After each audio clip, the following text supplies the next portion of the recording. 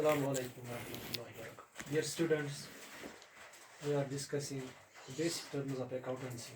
Today, first term is drawings. What is drawings? Cash or goods. Drawings दो तरह के होते हैं, या कैश या गुड्स। गुड्स मैंने एक पहले दिन भी बोला था, एक हो गया गुड, दूसरा हो गया गुड्स। गुड्स कहते हैं चीज़ों को।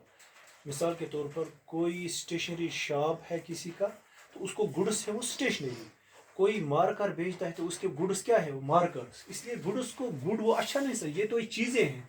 कैश होगा या गुड्स होगा। Withdrawn by the proprietor. Proprietor अगर ने निकाला किसी बिजनेस से, मेरा बुक शॉप है या मेरा स्टेशनरी शॉप है, मैंने उसमें कैश निकाला या निकाला उसमें गुड्स। कैश या गुड्स कैसे निकाला? कैश सीधे मैंने 1000 रुपया उससे निकाला। गुड्स कैसे? मुझे स्टेशनरी है, मैंने 10 कापियाँ घर अपने बच्चे के लिए लाई, तो मैंने कैश निकाला या गुड्स। दोनों सूरतों में इसको ड्राइंग्स कहते हैं। बिजनेस से दो चीजें वापस निकालना, विड्रॉ करना। और पार्टनर, यहाँ मैंने एक तो प्रॉपरेटर हो गए अगर एक ही मालिक हो। अगर पार्टनरशिप हो वहां तो पार्टनर्स होते हैं, उनमें किसी एक ने भी या कैश निकाला या गुड्स निकाली, तो इसको कहते हैं, क्या कहते हैं, ड्राइंग्स। और ड्राइंग्स में तो बिजनेस से अगर कोई कैश निकालेगा ओनर या पार्टनर, या निकालेगा गुड्स, तो उसको कहते हैं हम ड्राइंग्स। कैश और goods withdrawn by the proprietor और any partner for his personal use. किसके लिए? ये असल इंपॉर्टेंट चीज है कि पर्सनल यूज। मैंने क्यों निकाले, मैंने बुक्स की या मैंने स्टेशनरी क्यों लाई दुकान से? क्यों? अपनी पर्सनल यूज के। पर्सनल यूज के मेरा बच्चा है, उसको 10 कापियों की जरूरत पड़ी, मैंने अपने पर्सनल यूज के लिए लाए। मैंने 1000 निकाला बिजनेस से, क्यों? अपनी पर्सनल यूज के लिए। तो फिर ड्राइंग्स कहेंगे। तो इससे क्या रिजल्ट होता है? जब ड्राइंग्स बिजनेस से किया जाता है तो रिजल्ट कैपिटल इज रिड्यूस्ड। जो कैपिटल, जो सरमाया हम जो इन्वेस्ट किया, ओनर ने इन्वेस्ट किया होगा, उसने लगाया होगा बिजनेस में, तो वो कम हो जाएगा नेचुरली। तो ये याद रखना। जो ड्राइंग्स है, ये तो कौन सा, ये तो निकालता है ओनर या प्रॉपरेटर उसको कहेंगे, in case of sole proprietorship, और in case of partnership any partner, कोई भी निकालेगा। ये दो चीजें उसको कहेंगे। पर्सनल यूज के लिए उसको ड्राइंग्स कहेंगे। फिर रेवेन्यू आता है। रेवेन्यू किसे कहते हैं? It means gross inflow. Gross गोया पूरा, इनफ्लो अंदर आता है कैश। किसमें?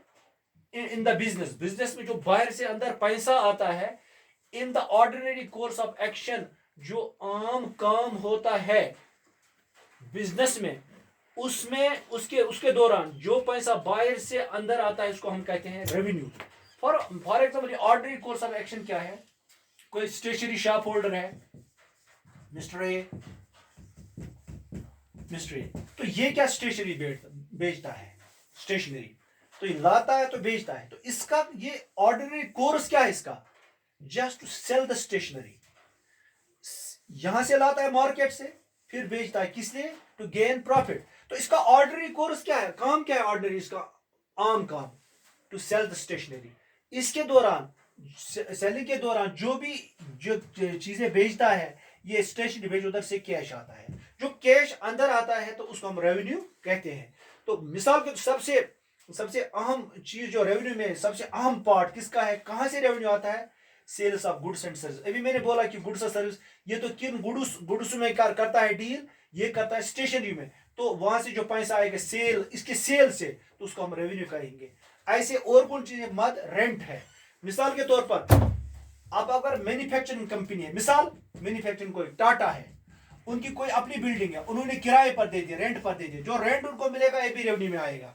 ऐसे ही कमीशन, ऐसे ही इंटरेस्ट ऑन डिपॉजिट, ऐसे ही डिविडेंड, ये आगे आगे आएगा। इंटरेस्ट क्या हो गया, कमीशन क्या हो गया, डिविडेंड क्या हो गया।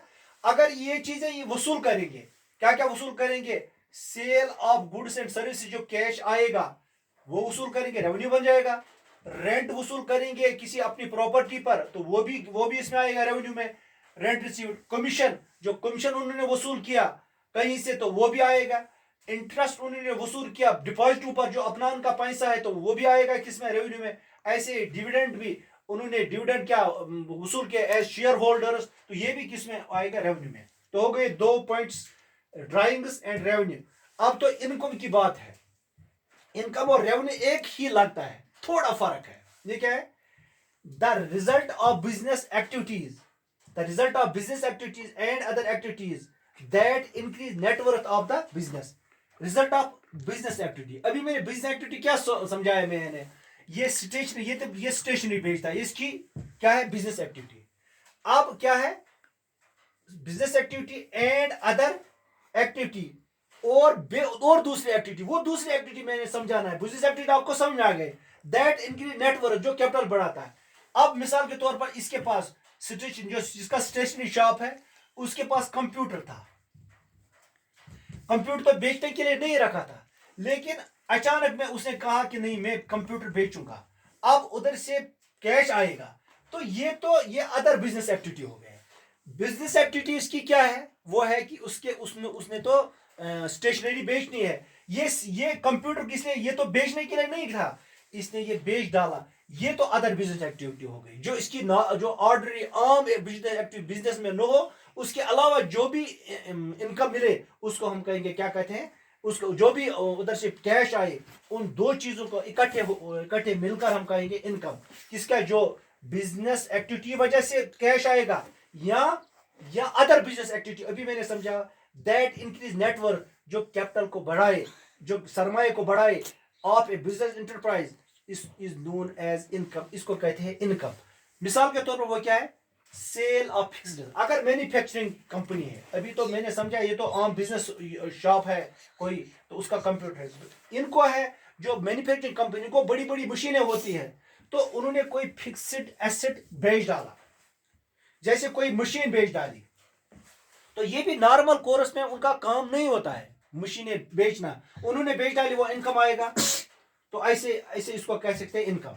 वहां जो आएगा वो कैश, उसको कहेंगे इनकम. इसलिए दोनों चीज इसमें आ गए. बिजनेस एक तो होता है बिजनेस एक्टिविटी, और बिजनेस एक्टिविटी अलावा जो काम होगा उससे भी जो पैसा मिलेगा उसको कहते हैं, दोनों को इकट्ठे होकर इनकम कहेंगे.